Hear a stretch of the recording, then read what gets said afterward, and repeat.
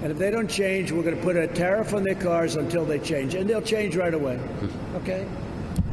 It's unbelievable how badly, people hear about the European Union, sounds nice. They've been almost as bad over the years as China in terms of trade, but nobody talks about it. There's a perfect case, Maine lobster.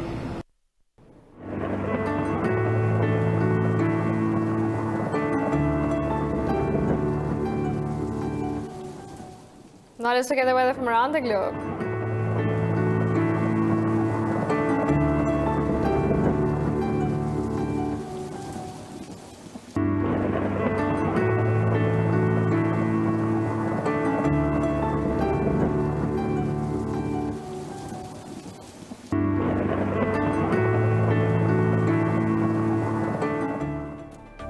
This is all for now. For the latest updates, you can follow us on social media at indus.news.